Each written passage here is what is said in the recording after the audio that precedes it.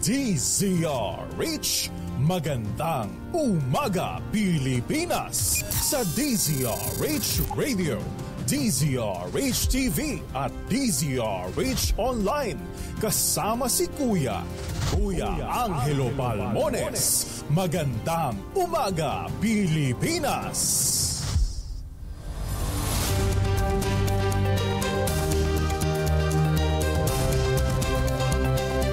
Luzon, Visayas at Mindanao. Ngayon po ay Huwebes. Bilis ng panahon. 4 na po ng Abril 2024. Sa ulo ng ating mga balita, 7 lalawigan sa bansa nakaranas ng Dangerous Heat Index kahapon. Epekto ng mainit na panahon sa mga bilanggo pinaghahandaan na ng Bureau of Jail Management and Penology. Mga itlog ho ng manok lumilit daw dahil sa mainit na panahon. Patay sa malakas na lindol sa Taiwan, umakyat na sa 10. Higit 1,000 naman ang sugatan, kabilang ang 3 Pinoy. Pahayag ni PNP Chief Manny Marbel na hindi magdideklara ng war on drugs, senyales ng kahinaan ng liderato nito ayon naman sa BACC. Senado ay kinasang investigasyon sa Gentleman's Agreement na dating Pangulong Digong sa China. Higit naman sa 14 million pesos na laga ng unclaimed parcel na naglalaman ng droga nasamat ng Bureau of Customs. Kasama natin ang buong radyo natin FM nationwide, ang ating action radio station sa Luzon, Visayas at Mindanao. 91.7 BNFM Radio sa Cebu at 94.3 FM sa Gensan. Maganda umaga, Pilipinas!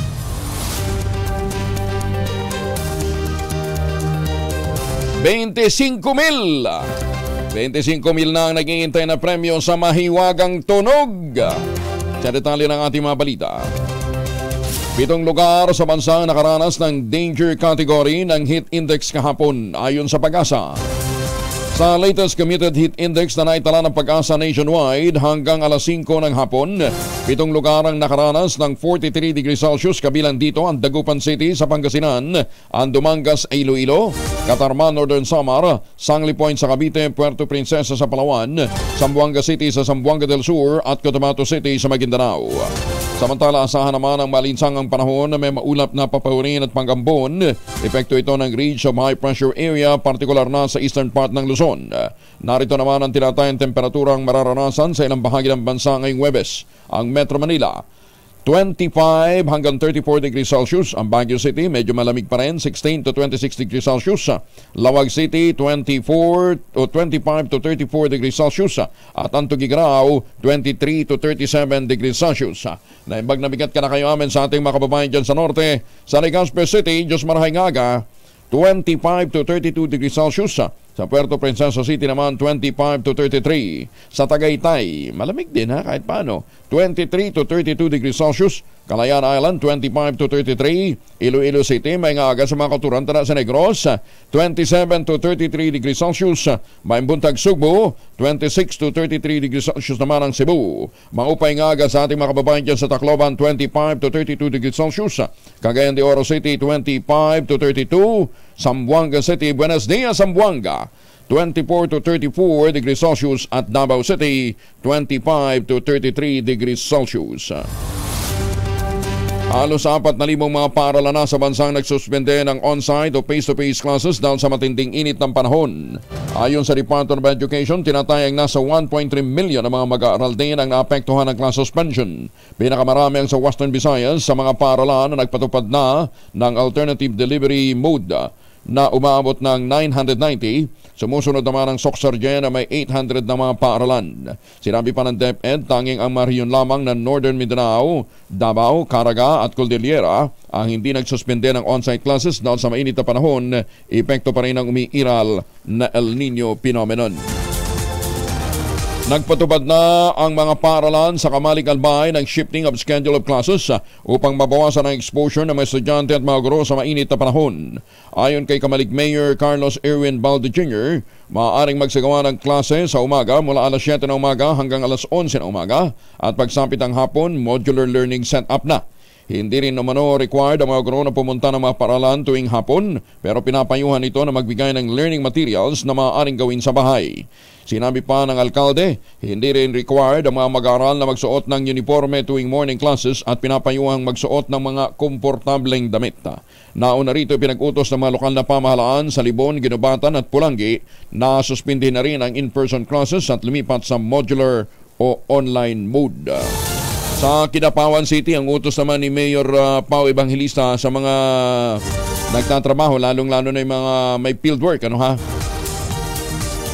suspindihin na muna ang mga field activities kung talagang mainit na ang panahon. Pumalo naman sa mahigit 2.63 billion pesos ang naitatalang pinsala ng El Nino sa sektor ng agrikultura. Ayon sa Department of Agriculture, napuruhan ang tagtuyot ang mga palayan sa CAR o Cordillera Autonomous Region, Ilocos Region, Cagayan Valley, Central Luzon, Calabar Zone, Mimaropa, Bicol Region, Western Visayas, Zamboanga Peninsula at Soxargen. 54,000 magsasakang naperwisyo habang 53,000 hectares naman ang taniman ang napinsala na. 10,000 hectares rito ay mula sa mga wala ng tsansang makarecover pa ang mga napinsalang pananim. Higit naman sa 116,000 metric tons ng produksyon ng bigas, mais at iba pang agri-products gaya ng high-value crops at livestock ang nawala din dahil sa El Nino. Idineklara ang state of calamity sa Mayuyaw, Ifugao. Dahil sa pinsalang tinamo sa gitna ng matinding init dala pa rin ng El Nino. Ayon kay Mayuyaw Mayor Jimmy Padchanan Jr., labis na naapektuhan ng tagtuyot ang kanilang mga palayan mula sa 27 barangay. Habang patuloy niyang inaases ang kabuang halagang tinamo ng pinsala, dala pa rin ng tagtuyot. Sa pamamagitan na niya ng State of Calamity Declaration sa kanilang bayan, magagamit nila ang pondo upang matulungan ang mga magsasakang apektado ng El Nino. Una na rin idineklara ang state of calamity sa bayan ng Bulalakaw sa Oriental Mindoro at sa buong Zamboanga City. Kumikilos na rin ang Bureau of Jail Management and Penology upang matiyak ang maayos na kalusugan ng mga persons deprived of liberty o mga PDL lalo na ngayong panahon ng tag-init. Ipinahayag ni BJMP Director General Romel Rivera, iniutos na niya sa mga regional director na siguraduhin ang sapat na ventilasyon sa mga kulungan. Kabilang dito ang pagluluwag sa mga bintana, paglalagay ng air ventilation sa mga bubong at pagdaragdag ng mga industrial fan. Sinabi pa ni Rivera, naka-standby na rin ang kanilang mga doktor para sa mga sakit na posibleng danasin ng mga preso gaya ng hypertension.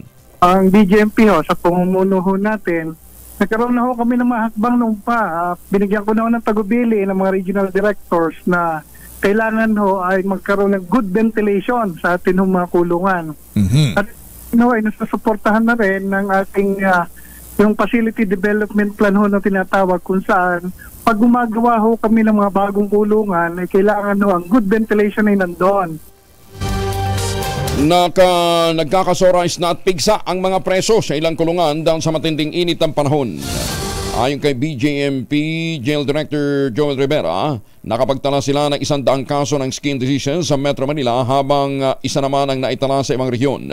Para matugunan ito, sinabi ni Rivera, inayos na nilang ventilasyon ng mga piitan gaya nga ng pagdaragdag ng mga industrial fan. Pinalalabas din na niya mga preso sa kanilang selda, dinadala sa malililim na lugar para makalanghap ng sariwang hangin. Tiniyak naman ni Rivera na walang problema ang BJMP sa distribusyon ng tubig sa mga detainees o sa mga bilanggo.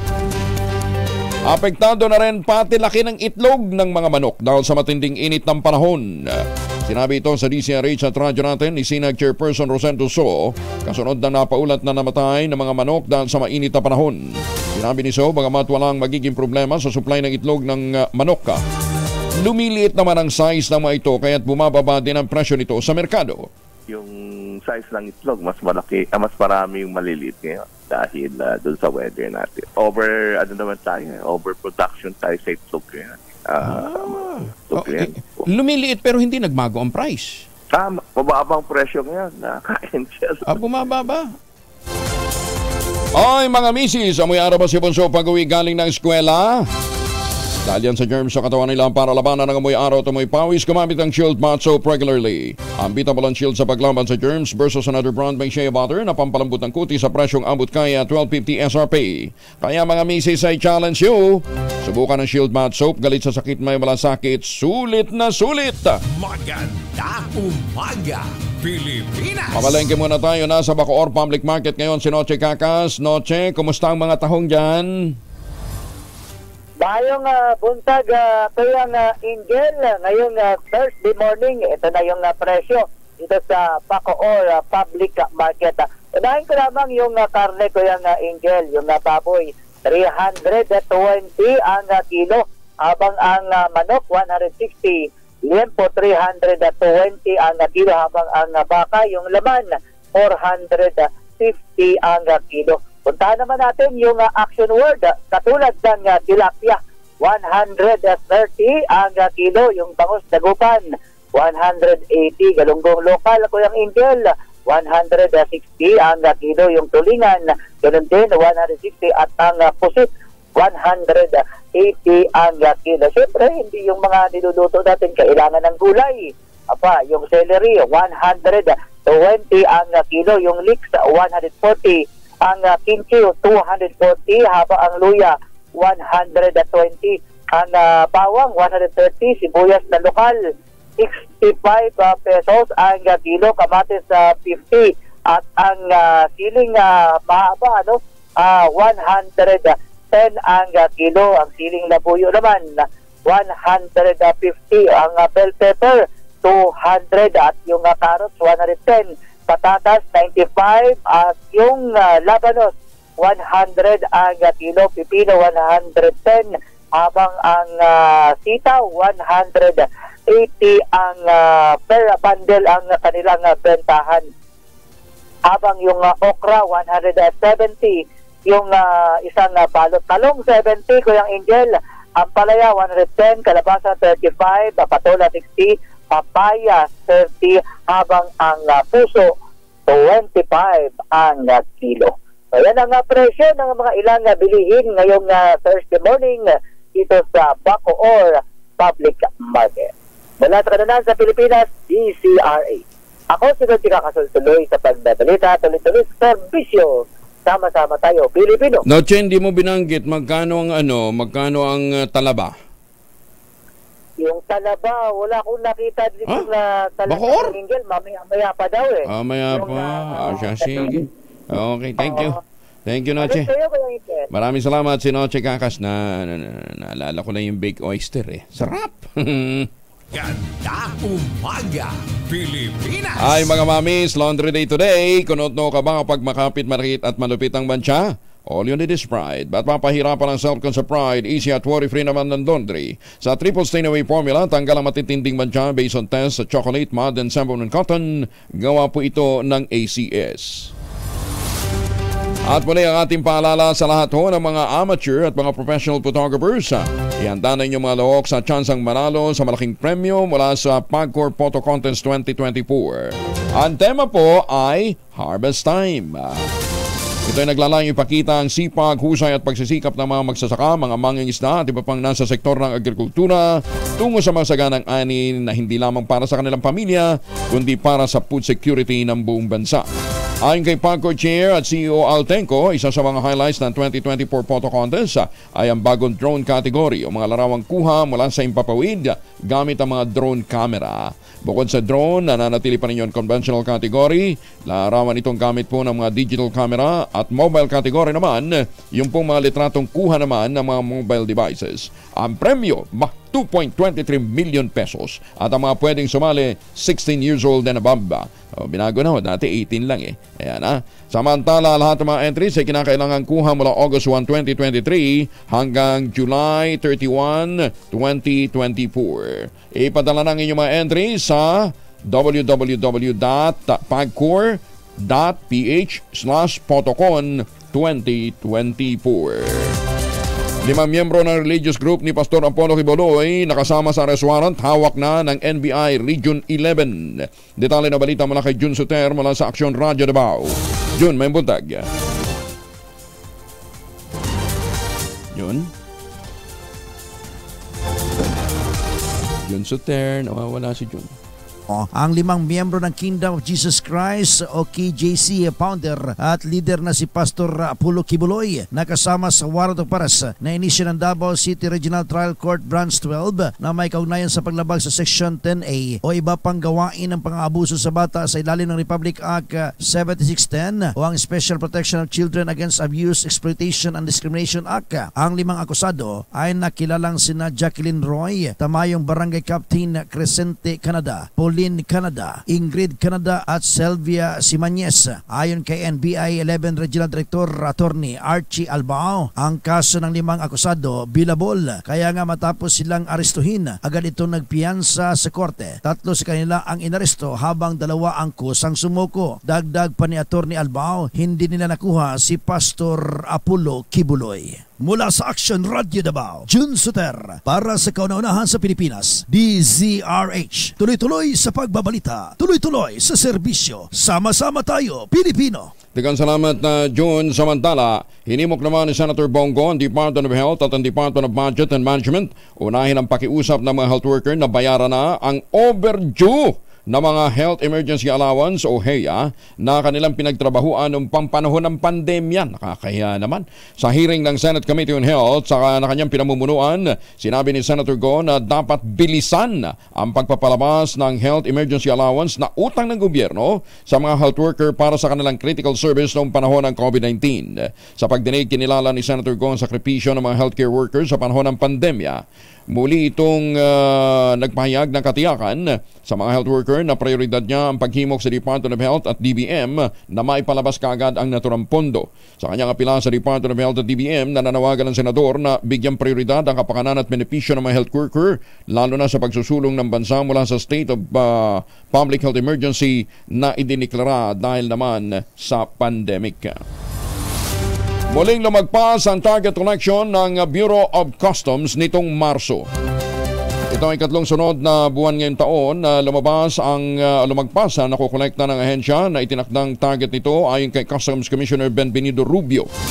Batay sa paunang datos noong Marso na nagsasabi ang BOC na nakakolekta sila ng 75.42 billion pesos, lagpas sa target na 72.9 billion pesos o mas mataas ng 2.51 billion pesos, katubas nito ng 3.45%. Mula Enero hanggang Marso, nakakolekta ang BOC ng 219.38 billion pesos, lagpas sa 4.03% na target nito na 210.89 billion pesos. Mas mataas din ang 5.55 billion pesos kumpara sa nakolekta nito sa unang 3 buwan ng 2023 na nagkakahalaga ng 213.82 billion pesos.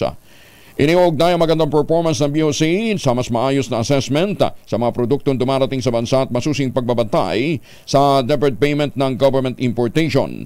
Ang isinagawang post-clearance audit ay makatutulong doon naman sa pagpapataas ng koleksyon ng ahensya at sa pinapasok na kasunduan ng BOC ganyan din ang Land Bank of the Philippines para sa paggamit ng digital payment.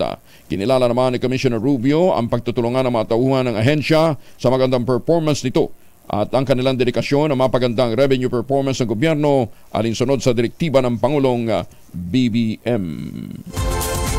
18 minuto na makalipas ang alas 4 ng umaga.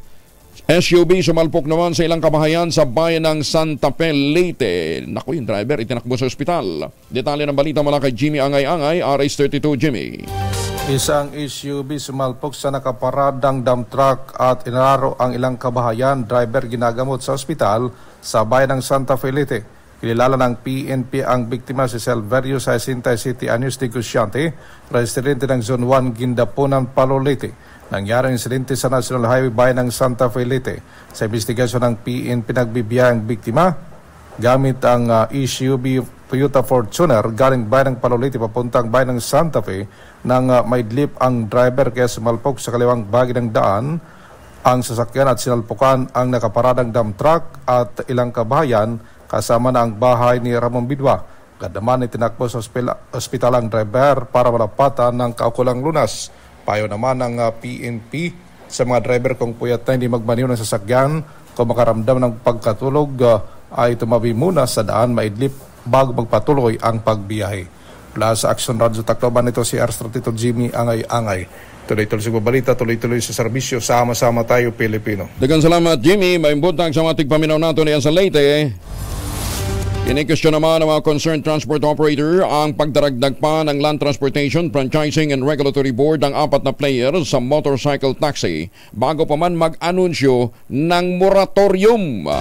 Sa ipinabot na hinaing sa DCRH at sa mga kinaukulan, sinabi ng mga concerned transport sector na dahil sa pagpayag ng LTFRB na magdagdag pa ng mga motorcycle taxi, 8,000 ang inaasang madaragdag sa mga lansangan sa Metro Manila.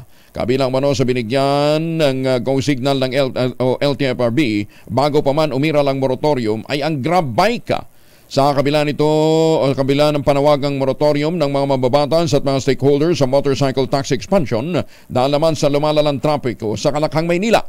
Napatanong tuloy ang transport operators kung bakit sa dinami-dami ng mga aplikante nagmamadaling mabigyan ng ikalawang prangkisa ang Grab.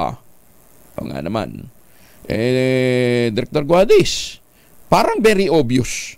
Matatandaan na nito lamang Abril, inanunsyo ni LTFRB Chair Chopili Guadis ang moratorium sa mga motorcycle taxi expansion kasabay ng pagtatapos ng pilot study sa May 31. Ibig sabihin, hindi dapat dagdagan ng ahensya ang 51,000 ng mga motorcycle taxi slots sa National Capital Region. Ay nako, may mga kinakailangang ipaliwanag ang LTFRB dito, ha? Very obvious naman. Halatang halata. Magkano kaya ang kikitain? Sa dami ho ng di syempre, madidissipate ng husto yung di lilit ang kita ng mga kasalukuyang operators, pati iba na sa transport sector. High value individual na dating pulis arestado naman na matapos mahulian ng illegal drug at baril sa Urdaneta City. Detalye ng balita mula kay Freddy Pajardo, RH38. Masantos siya kausan, Amin sa ating mga kababayan dyan po sa Pangasinan. Freddy. Alas 4 ng madaling araw kahapon nagsilbi ng search warrant ang kapulisan sa bahay ng suspek na si alias Ramon, 54 anyos, dating miyembro ng PNP na nag-awol, regional top priority target sa illegal na droga at target din sa ilalim ng Coplan Plierjaca at residente ng Barangay Bayawas, Urdaneta City. Sa ulat ni Urdaneta City Chief of Police Lieutenant Colonel Lawrence Kate Calob, bit-bit ang search warrant para sa suspect ng pinagsanib na tropa ng Provincial Drug Enforcement Unit, Aimig Luzon Field Unit Team 1, Urdaneta City Police, Provincial Intelligence Unit, Regional Drug Enforcement Unit, Regional Intelligence Division ang Provincial Drug Enforcement Group. Sa ilalim ang direktang pangangasiwa ni Pangasinan PNP Provincial Director Colonel Jeff Fanged, matagumpay na naipatupad ang search warrant sa bahay ng suspect na nagresulta ng kanyang pagkaresto matapos masamsam ang 3 transparent plastic sushi na naglalaman ng hinihinalang shabu na may timbang na humigit kumulang 10 gramo at may street drug price na 68,000 pesos. Nakumpiska ng isang improvised handgun na may balang 12-gauge shotgun. Ang naturang suspect ngay nasa likod ng riyas na bakal at naharap sa kaso ng paglabag sa Republic Act 9165 Comprehensive Dangerous Drug Act of 2002 at Republic Act 10591 o Comprehensive Firearms and Ammunition Regulation Act. Mula sa Action Radio Pangasinan, ito si Freddy Fajardo, tuloy-tuloy sa pagbabalita at tuloy-tuloy sa serbisyo. Sama-sama tayo, Pilipino. Bagong balita, bagong impormasyon. Kasama si Kuya Angelo Palmones. Magandang umaga, Pilipinas! Ay, magandang umaga ho sa mga Pilipino dyan sa Taiwan, ha? Ingat ho kayo. Mamaya kuha ho tayo ng update doon. In the meantime, doon ho sa mga naghahanda ng kanilang mga emergency kits, huwag niyong kalimutan, lagyan ho yan ng family alcohol. At para naman sa mga may lakad, na naman ang lakad ho ng ating mga mahal sa buhay, lalong-lalo na yung mga chikiting na papasok pa sa eskwela, abay pagmaunin po sila ng family alcohol. Dalawang formulation of family alcohol na pwede nating pagpilian.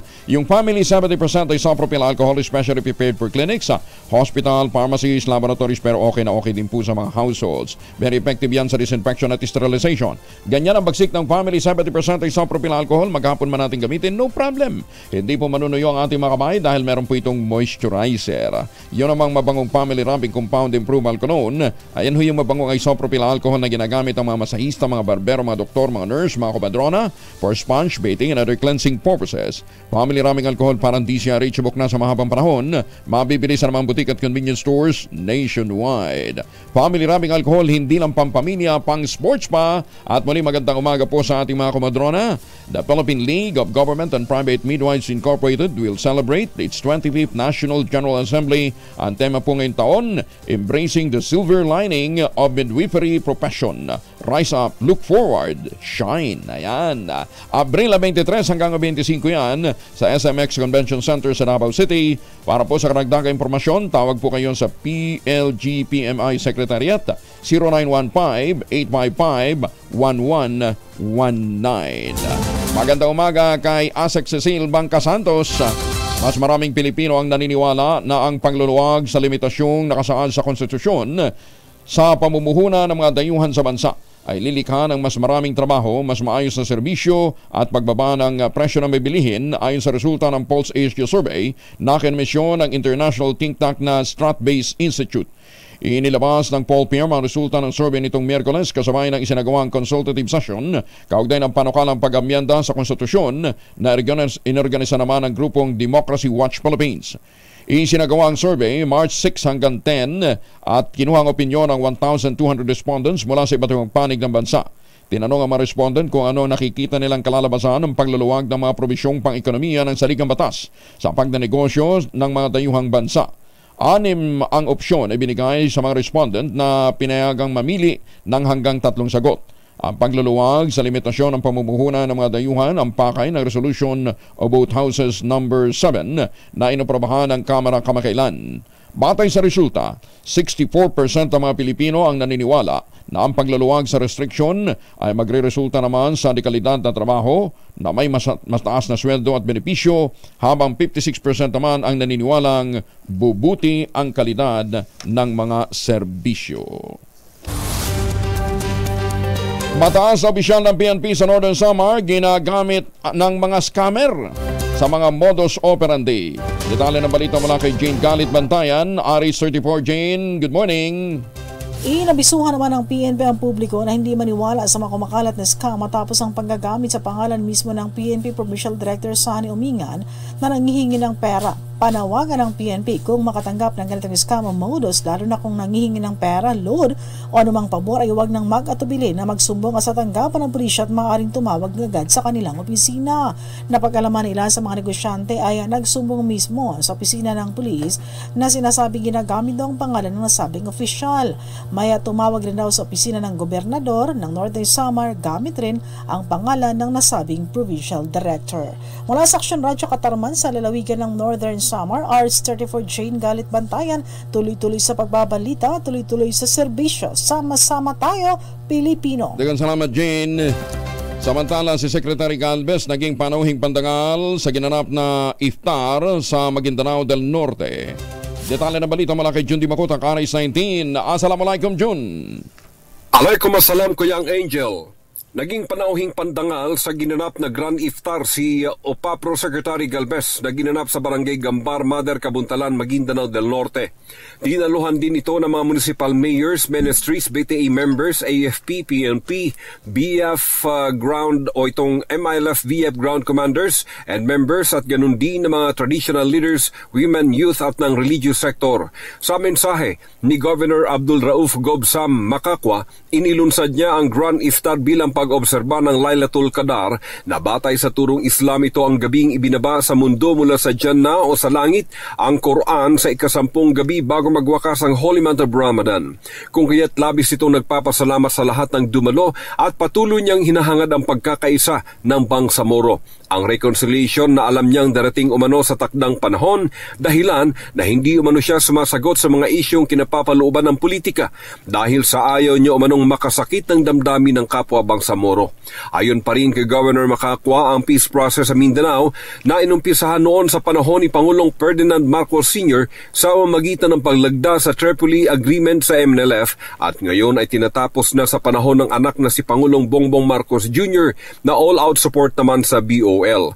Sa pahayag naman ni BARM Chief Minister Ahod Alhaj Murad Ibrahim, sinisikap nilang maipatupad ang moral governance sa BARM na may malayo-layo na umano nararating, subalit malayo-layo pa rin umano ang lalakbayin, kung kaya't hinihingi nito ang pagkakaisa ng lahat ng Bangsamoro. Sa mensahe naman ni UPAPRO Secretary Galvez, ang common goal ng national government ng MILF at ng MNLF ay para sa pangmatagalang kapayapaan sa Mindanao, kung saan all-out support ang Pangulong Marcos Jr. para sa full implementation ng napapaloob sa BUL. Mensahe naman ni MBHTE Minister Muaguer Iqbal, lumalawak na rin ang investment sa BARM. Marami na umanong investors ang pumapasok dahil sa pangingibabaw ngayon ng malawakang kapayapaan sa Bangsamoro Region. Pinasasalamatan nito ang national government at ang lahat ng stakeholders na naging katuwang sa pag-abot ng bunga ng kapayapaan sa Bangsamoro Autonomous Region in Muslim Mindanao. Mula sa kaununahan sa Pilipinas, DZRH, ako si RH19, June Di Makutak, tuloy-tuloy sa pagbabalita, tuloy-tuloy na serbisyo, sama-sama tayo Pilipino. Maraming salamat, John. Sukran. Naharang naman ang mga tauhan ng Bureau of Customs ang ilang unclaimed parcel na naglalaman ng mga illegal na droga, nagkakahalaga ng 14.8 million pesos sa Central Mail Exchange Center sa Naiya, Pasay. Ayon kay Customs Commissioner Benvenido Rubio, dumating ang shipment doon pang January 19, 2024 galing California, USA. Idineklarang mga hardware daw ang laman. Ngunit nang buksan ang 6 na parcel, natuklasan na naglalaman ito ng halos 2,500 grams ng cocaine, nakatago sa loob ng black bolts na nakabalot sa isang parcel, bukod pa sa 1,300 grams ng marijuana. Pinuri naman ni Rubio mga tauhan ng Bureau of Customs sa kanilang maigting na kampanya laban sa illegal drugs. Kakasuhan ng mga consignee ng 6 na parcel sa paglabag sa Comprehensive Dangerous Drugs Act at Customs Modernization Tariff Act. Ginising ng malakas na pagyanig ang mga residente ng Taiwan matapos sumama ang magnitude 7.2 na lindol dakong alas 8 ng umaga kahapon. Na-monitor ang epicenter ng pagyanig sa layong 18 kilometers sa Hualien at may lalim itong 35 kilometers. Sa ulat ng Taiwan National Fire Emergency, nagdulot ito ng 24 na landslides, habang napinsala naman ang 35,000 tulay at mga tunnel. Gumuho naman ang ilang gusali sa Taiwan habang ang iba ay nagtamo ng minor damages. Agad na nag-ikot si Taiwan President-elect Lai Ching-te upang suriin ang tinamong pinsanan ng lindol sa bayan ng Hualien. Ayon naman sa Taipei Central Weather Administration Seismology Center, ito ang pinakamalakas na lindol na tumama sa kanilang lugar sa nakalipas na 2 dekada o 25 years. 10 ang patay, higit naman sa 1,000 ang sugatan at mahigit na 50 ang patuloy pang nawawala sa pagtama ng magnitude 7.2 na lindol sa Taiwan. Ayon sa local authorities, mahigit sa 100 individual din ang natrap sa mga tunnel o mga gusali sa syudad ng Hualien.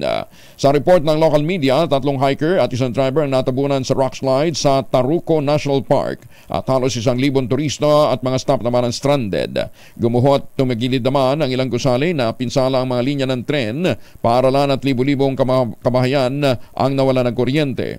Ang nasabing lindol ang siyang sinasabing pinakamalakas sa pool noong 1999 matapos makaranas sila ng magnitude 7.6. 3 Pilipino ang sugatan sa pag-uga ng magnitude 7.2 na lindol sa Taiwan. Ayon kay Alice Bisperas, Deputy Resident Representative ng Manila Economic and Cultural Office, pawang OFW ang mga biktimang nagtamo ng minor injury. Isa niya sa mga injured Pinoy ang naitala sa Yilan County, 2 naman sa episentrong Hualien. Sinabi ni Bisperas na nasa maayos ng sitwasyon ng 3 at nakitakda naman silang makapag-ugnayan sa mga pamilya nito. Yun daw pong mga taga Sinpeng, Taiwan, sabi ni Joriel Landingan, okay naman. Tiniyak naman ang Pangulong BBM ang tulong ng gobyerno sa mga Pilipino sa Taiwan matapos na umuga ang magnitude 7.2 na lindol. Sa kanyang post sa X account, sinabi ng Pangulo na ginagawa na ng Department of Migrant Workers ang lahat upang tiyakin ang kaligtasan ng mahigit sa 159,000 na mga Pilipino sa Taiwan. Nagpaabot din ng tulong at pakikisimpatya sa mga mamamayan ng Taiwan ang Pangulo matapos ang malakas na pagyanig. 9 katao ng patay, 10 na ang pinakahuli, habang mahigit naman sa 900 ang sugatan. 2 individual huli sa pagtutulak ng 300,000 pesos na laga ng droga sa Balanga, Bataan. Detalye ng balita mula kay Aris 37, Danny Kumilang. Danny, good morning. Sir Angel, good morning. Matagumpay na nasa kote ng pinagsanib na pwersa ng Provincial Drug Enforcement Unit, PPDEU, at Balanga City PNP Drug Enforcement Unit ang dalawang tulak ng droga sa barangay Kataning, lungsod ng Balanga sa Bataan. Sa ulat ng Balanga City PNP, ang mga naaresto ay nakumpiskan ito ng 50 gramo ng shabu na nagkakalaga ito sa kabuuan na 340,000 piso at nabawi din ang ginamit na bypass money at nakumpiska din ang iba't ibang mga drug paraphernalia. Isang bypass ang ikinasa ng operatiba sa dalawang drug suspect matapos makakuha ng impormasyon higil sa iligal na gawain ng mga ito at nang kagatin ang patibong dito na inaresto ang dalawang drug suspect. Dinala ang mga nadakip sa Balanga City PNP at naharap ang mga ito ngayon sa kasong paglabag sa Comprehensive Dangerous Drug Act ng Republic Act 9165. Mula sa kauna-unahan sa Pilipinas, DCRH, ito si Danny Kumilang. Tuloy-tuloy sa pagbabalita, tuloy-tuloy sa serbisyo. Sama-sama tayo, Pilipino! Maraming salamat, Danny. May paabak kakayungan sa ating mga kababayan dyan po naman sa Pampanga. Motorcycle rider nasawi sa nangyaring road accident sa Bontoc Mountain Province. Detalye ng balita mula kay Romy Gonzalez, Arish 41. Romy? Natapos ang buhay ng isang lalaki matapos masangkot sa isang vehicular accident kahapon sa kahabaan ng Baguio Bontoc Road, particular sa Dantay, Barangay Alab Oriente, Bontoc Mountain Province. Nakilala ang biktima na si Ambrosio Dumagos ng Kilong, Sagada Mountain Province. Nakatanggap ng tawag ang Bontoc Emergency Operations Center mula sa isang concerned citizen na nagpaalam na may nangyaring motor vehicle accident na may isang pasahero ang biktima. Nangyari ito sa Dantay Barangay Alab Oriente, Bontoc Mountain Province, at batay sa pagtaya ng mga nagresponde na tagpuan ng biktima sa pinangyarihan ng aksidente na wala ng pulso at duguan ang ilong at bibig. Batay sa postmortem na sinagawa ni Municipal Health Officer Dr. Diga K. Gomez, ang sanhi ng pagkamatay ng biktima ay itong biglang pagkamatay na dulot ng traumatic brain injury secondary to motorcycle accident. Naiuwi na ang bangkay ng biktima sa kanilang bahay sa Kilong, Sagada. Nagpaabot naman ng taus-pusong pakikiramay sa pamilya si Bontoc Mayor Jerome Tiagsen Tudong Jr. na siring responsabling chairman ng Municipal Disaster Risk Reduction and Management Council sa Bontoc Mountain Province. Mula sa kauna-unan sa Pilipinas, DCRH, ito si Romy Gonzalez, tuloy-tuloy sa pagbabalita, tuloy-tuloy sa serbisyo, sama-sama tayo, Pilipino. Maraming salamat, Romy. Joste Aguina. At mali, paalala din ho natin sa ating mga kababayang pauwi ng Pilipinas, huwag na kayo bumili pa ng tsokolate, huwag na kayo magpasalubong ng tsokolate dahil mas masarap po, sinasabi ko ho sa inyo, mas masarap ang tangerine chocolate. Ayan. Dito na ho kayo umorder pagdating ho ninyo sa Pilipinas. Ha? Ang magic number, 0919-095-5935. Ayan, andyan ho kayo po pwedeng umorder ng tangerine chocolate. Ang tangerine chocolate po ay produkto ng mga magniniyog dyan po sa lalawigan ng Quezon. Sa tulong nga po ni Dr. Helen Tan, ito pong mga magniniyog na dating umaasa sa kopra. Aba, ngayon mga MSMEs na. Dahil yung mga magagandang planting material ng kakao galing Davao. Hinakot ni Dr. Helen Tan, dinala dyan sa lalawigan ng Quezon, itinanim sa ilalim ng mga nyugan para mag-produce sila ng iba pang high value crop bukod ho sa kopra. Kaya ngayon, nagpo-produce sila ng sarili nilang brand ng tsokolate, ang Tangerine Chocolate. Available sa 0919-095-5935. I-check din po ninyo yung mga available na mahigit 10 variants ng Tangerine Chocolate na gumagamit din po ng mga ani ng mga magsasaka. Tangerine Chocolate, produktong gawang atin. Sabi nga po ni Dr. Helen Tan, sino bang magmamalasakit sa Pilipino kundi ang kapwa Pilipino. Magandang umaga, Pilipinas! 38 na makalipas ang alas 4 na umaga. Umaga, Pilipinas! Aba, nangiinggit si Leo dyan sa Jacksonville, Florida. 10 degrees Celsius daw po ang kanilang temperatura doon at maulan. Enjoy! Ay, magandang umaga nga pala kay Apple Tula. Si Apple Tula po ay aking yung pong kasama namin sa bahay, kasama po ni Ate Flor dyan po sa Mindanao. Nagdiwang siya na kanyang birthday kahapon. Napakasipag yan at future teacher. Apple, happy birthday. Magandang umaga din kay Ambassador Harry Amping. Ma'am Naida, good morning. At dyan po naman sa Talisay, Batangas, syempre nakatutok lagi sa atin si Mayor Senny Mendoza. Mayor Senny, good morning. At maaga din daw pumapasok si Justice Max De Leon ng Court of Appeals para hindi siya natatraffic. Kador Plato, magandang umaga. At saka kay Attorney Mans Carpio. Attorney Mans, nasan ka ba? Nasa Davao ka ba o nandito ka sa Maynila? Good morning. Resolusyon para isauli sa NCAA at National Museum ang apat na pulpits panel na ninakaw sa Bulhoon Church sa Cebu isinumite na sa Kamara. Detalye ng balita mula kay Manang Milky Riconan, Arichwald. Manang Milky.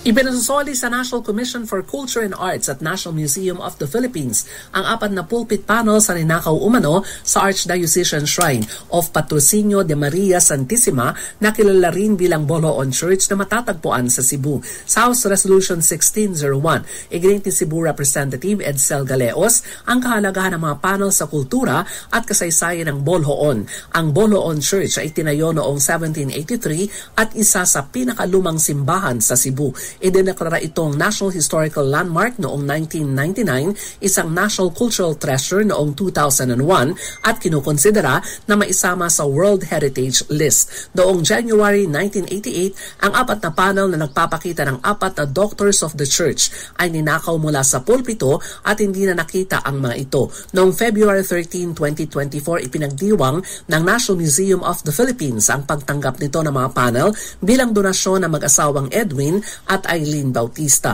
Ayon kay Galeos, hiniling ni Most Reverend Jose Palma, ang Arsobispo ng Cebu, na maibalik ang mga panel dahil wala umanong record ng humiling na ma-deconsecrate ang mga ito, kaya ang pag-alis nito ay ipinagbabawal sa ilalim ng canon law. Para sa kauna-una sa Pilipinas, DCRH, ako si Milky Riconan. Tuloy-tuloy sa pagbabalita, tuloy-tuloy sa serbisyo, sama-sama tayo, Pilipino. Maraming salamat, Manang Milky. Hindi pala 10 degrees Celsius ang umiiraw dyan sa saan nga ito? Florida, 19. Ay, magandang umaga ho sa mga taga-Kapas, Tarlac. Mga struktura na illegal na itinayo sa mga protected area dapat nang i-demolish. Ayon naman kay Senator Nancy Binay. Detalye na balita mula kay Raymond at Paan sa RS28. Raymond. Paulit-ulit lang ang mga mangyayaring violations kung hindi tanggalin o i-demolish ang mga struktura na illegal na itinayo sa mga protected area sa bansa. Ito ang paniniwala ni Senador Nancy Binay ng Senate Committee on Tourism kasunod ng pagdinig ng Senado sa construction ng mga business establishment sa Chocolate Hill sa Bohol at Mount Apo National Park sa Mindanao. Ayon kay Binay, masakit sa mata tingnan ang mga struktura na nakatayo sa isang protected area. Hindi maaring sangkalan ng DNR ang multa na 50,000 pesos sa mga violators at kalaunan ay mabigyan din ng approval ng Protected Area Management Board o PAMB at Environmental Clearance Certificate mula sa DNR. Sinabi ni Secretary Gonzaga kanina, parang they're in the process of hearing itong issue ng Captain Street. But sa akin, yung structure itself, sobrang siyang sakit sa bangs ng itsura dahil, di ba? So, for me, dapat matanggal talaga yung structure. Ngunit para kay Senador Cynthia Villar ng Senate Committee on Environment, kailangan ng political will ng DNR at mga LGUs para i-demolish ang mga struktura na illegal na itinayo sa mga legislated protected area gaya ng Chocolate Hills at Mount Apo National Park. Hindi rin maaring ikatwiran na may titulo ang mga ito dahil hindi ito uobra sa mga sakop ng legislated protected area. Para sa kauna-unahan sa Pilipinas, DZRH, ito si Raymond Advaz, tuloy-tuloy sa pagbabalita, tuloy-tuloy sa serbisyo, sama-sama tayo, Pilipino. Maraming salamat, Raymond, at Senator Nancy Binay. Ito example, yung ginawang pagdidemolish ng isang concrete structure, floating restaurant na permanenteng nakatayo dati dyan po sa gitna ng Taalik. Ayan, pinademolish ho yan. Ang mga nakiusap dyan, congressman. Kaya ko lang ho sa inyo. Alam nyo kung bakit nakarating ho sa amin yung impormasyon tungkol ho dyan sa restaurant yan? Nagreklamo ho yung P-Box kasi hinaharangan nung itinayong structure sa gitna ho ng Taalik, yung pong restaurant na yan. Matagal na ho yan. Ayan, pero maniniwala ho ba kayo na yan po ay nag-operate sa loob ng 4 na taon. 4 years. Ang linaw-linaw. Violation po yan ng water code. Bakit ho? Nakapag-operate. Wala hong pinag-iba yan. Doon ho siya nag-operate na resort sa sa Bohol. At wala din ho yung pinag-iba sa mga nakatayong mga resort sa Mount Apo Protected Landscape. Maganda umaga, Pilipinas! Alam mo ninyo, pagka gusto ho, po pwede. Ba't yun? Na-demolish ho. Level to the ground. Diba? Exclusive restaurant ho yan ng mga Koreano. Grupo ng BACC nagsagawa ng rally sa tapat ng BIR office sa Buwak, Marinduque. Detalye ng balita mula kay Carvin Raspar mula sa radyo natin, Buwak. Carvin. Magandang umaga, Pilipinas. Nitong nakaraang Lunes, April 1 ay nagsagawa ng rally ang grupong Volunteers Against Crime and Corruption o VACC sa tapat ng Bureau of Internal Revenue o BIR sa Barangay Malusak, Buwak, Marinduque. Matatandaan na sinampahan ng kasong katiwalian sa Office of the Ombudsman ang 2 opisyal ng BIR sa Buwak, Marinduque. Kasong paglabag sa RA 3019 as amended of Graft and Corruption Practices Act ang isinampang kaso laban kina Revenue District Officer Felix Bacal at si BIR Examiner Julius Isleta. Nakapaloob sa 17 pahinang reklamo na inakusahan ng Sargasso at BACC ang mga BIR official ng hindi pag-i-issue ng tax clearance certificate para sa kontratista. Ito'y sa kabila ng kautusan ng BIR Central Office na bigyan na ng sertifikasyon dahil wala namang umanong pending case ang complainant. Dahil umano sa panggigipit ng BIR officials, malaki na ang nalugi sa kumpanya at hindi rin nakasali pa sa ibang bidding sa proyekto ng gobyerno. Mula dito sa 105.7 Radyo Natin FM Buwak, Marinduque, ako si Carvin Raspar kasama sa pagbabalita at serbisyo. Sama-sama tayo, Pilipino. Maraming salamat, Carl. Pero hindi, Bagyo daw ho yung nakaupong inirereklamo yun sa Buwak. Bagyo. Bata daw siya ni Cantaros. Sino ba tong Cantaros na ito dyan sa BIR? Ay, susme. Ang pangalan niyo niyan, Felix Bacal. Bagyo daw ho siya, hindi daw ho siya pwedeng galawin dyan dahil ang kanyang pwesto ay selyado. Nakasil ho yan, sabi daw ho na kanyang kaibigang si Cantaros. Ayan, Oy, teka nga pala, sino ba itong taga-BIR na ito na nangungupahan ng condo unit dyan sa likod ho ng SSS? Oo. Lagi daw itong may bisita. Nangungupahan doon sa isang condo doon. Kapansin-pansin daw kasi dahil ang code ng kanilang busina tarakumput-put, tarakumput-put. Ayan. Parang halatang-halata Maganda umaga, Pilipinas! Department of Health nagbabala kontra kuto. Kuto naman ngayon pong panahon ng tag-init. Alamin natin mula kay Giselle Ricaport, RH15. Giselle, good morning. Sino may kuto? Good morning, Kuya Angel. Binalaan niya ng kagawaran ng kalusugan yung ating mga kababayan laban sa usong kuto ngayong panahon ng tag-init. Ayon kay Health Yusek Eric Tayag, karaniwan nagkakaroon ng lice outbreak tuwing mainit ang panahon dahil mas gusto raw ng mga kuto na tumira at mangitlog sa mainit na buhok at pawisang anit. Mabilis niya itong dumami sa ulo ng mga bata na nasa 3 hanggang 12 taong gulang dahil sila yung laging naglalaro sa labas ng bahay at nabibilad sa araw. Itinayo rin ng DOH na bukod sa paliligo araw-araw, iwasan ang panghihiram ng gamit gaya ng damit, suklay, sombrero at iba pang inilalagay sa ulo para hindi magkakuto. Inirekomenda rin ang kagawaran ng regular na paglalaban ng damit, beddings, punda at towel. Nilinaw naman ng U.S. Center for Disease Control and Prevention na hindi maituturing na public health hazard ang kuto dahil hindi ito nagdudulot ng sakit. Para sa kauna-unahan sa Pilipinas, DZRH, yes, Kuya Angel. Mawawalan daw ng hobby yung mga nasa mga probinsya, di ba? Baga po, nangihinguto sila, magkakasunod sa hagdan. May iba na raw hobby silang maghanap daw ng ibang mapaglilibangan ngayon. Kasi tama ka, Kuya Angel, sa mga probinsya kasi makikita mo yung mga magkakapit-bahay Makala mo kung ano yung pinipilahan. Nagkukutuhan lang pala. Ano bang feeling ng may kuto? Kasi hindi talaga ako naka-experience magkakuto. Hindi, bakit may mga lalaki kinukuto Yung mga talagang mahahaba daw buhok. Ha? May mga lalaki, Kuyang Angel, na kinukuto. Meron din nga ngayon, kahit mga binata, may mga kakilala ko, may mga lisa. Sobrang katinyan sa ulo, Kuyang Angel. Parang gusto mo na lang sabunutan yung sarili mo para matanggal yung patay. Nagkakuto ka na ba? Nung bata ako. Pero magaling na, Kuyang Angel. Lalo na yung mga yung, anong tawag dito? Yung mga lisa na sobrang tataba. Ayun, yung sobrang kakati sa ulo. Usong-uso yan ngayong summer. Ang tibay niyan ha, nakadikit talaga sa parang naka-epoxy ha. Lupit ha. Hindi nadadaan sa suyod, Kuyang Angel. Hindi nadadaan sa suyod. Hindi ba nadadaan sa suyod ang lisa?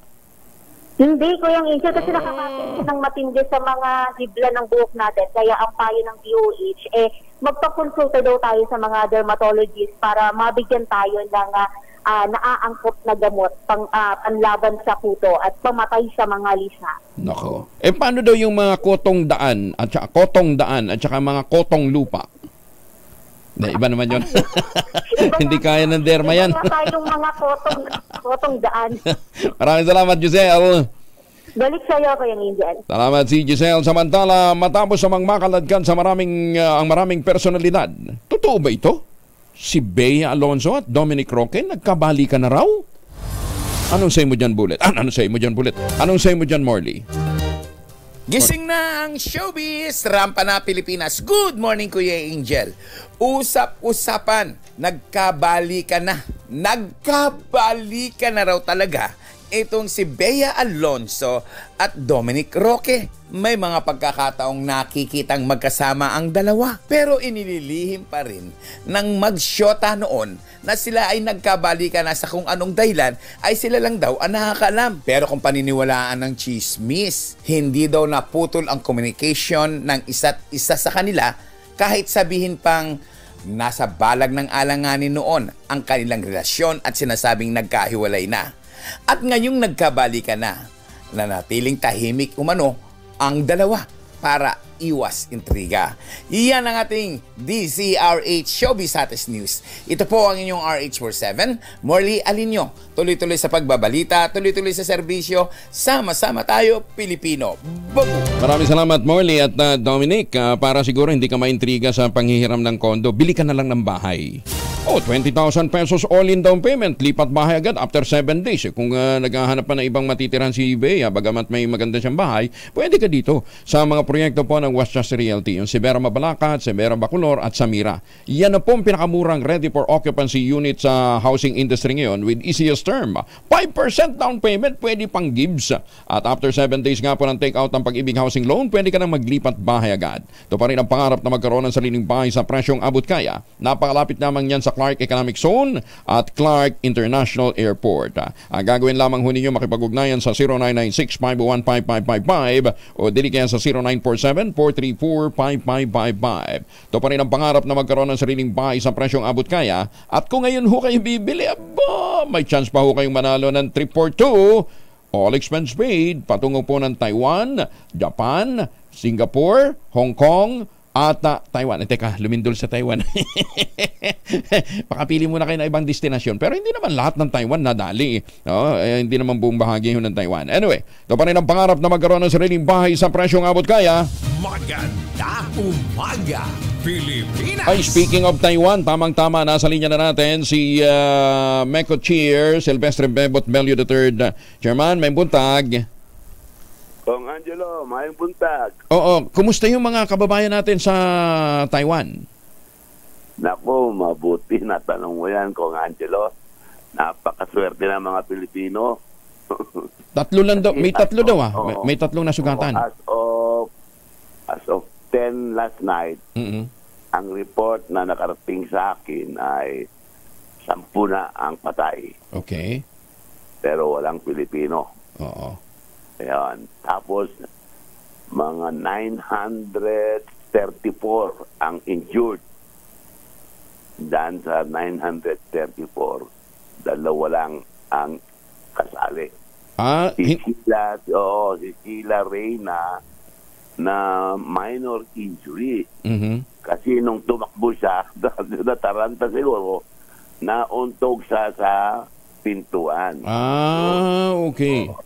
Okay, si Juan naman, si Arnold Gonzalez, natamaan sa yung nahulog na ceiling, tinamaan yung ulo rin niya. Pero galing na sa hospital, ano tawag dito, nagamot na siya. Okay. Naka-check out na siya, wala na. So, minor injury lang.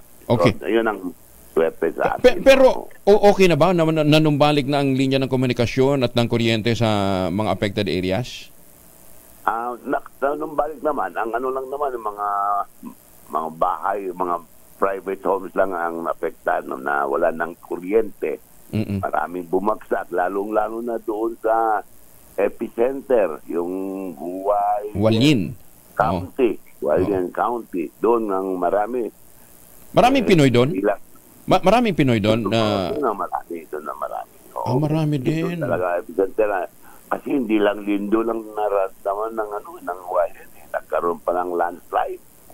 Oo, syempre, kasunod ng ano yun. Teka muna, ano usually bang trabaho ng mga kababayan natin dyan? Dyan ba yung maraming farmers?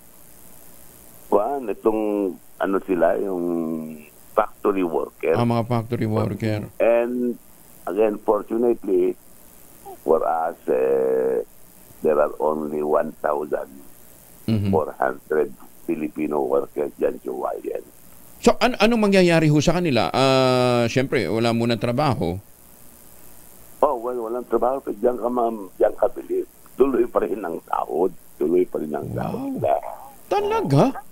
Oo, ganun ka, anong tawag dito, kabait ng mga employers na Taiwanese employers. Oo. Pero suspended, syempre, operation nila. Yeah, suspended. Pero kahit suspended, tuloy sweldo ba? Ayos So, tuloy sweldo. At kami naman, siyempre, kinontak namin lahat ng mga leaders ng Filipino community na tinanong namin. Doon namin kinukuha mga information kung sino sa ating mga kababayan ang naapektuhan. At binigay namin sa kanila yung hotline ng MECO, hotline ng Department of Migrant Workers, para kung meron silang kailangan o meron silang gustong i-report, alam nila kung saan sila magpunta. May mga aftershocks pa kasing inaasahan, medyo may kalakasan yung lindol. So anong pinapayo ninyo sa kanila? Advice ba silang lumipat muna ng area? In our case, ang advice doon kasi nakarating ng 8 aftershock na malalakas. Yung aftershock kung Angelo, hindi naman yung gagaya ng aftershock natin dito na mahina lang. Aftershock nila umabot ng magnitude 5 Wow. Ganun. Kaya nung hapon pa, sinabihan ko yung mga empleyado doon sa opisina na, labas muna kayo. Diyan muna kayo sa labas.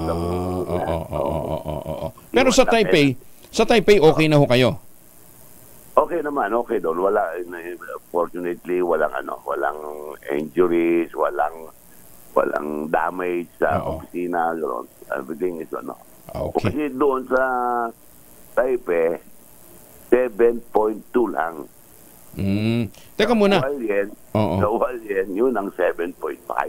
Malakas.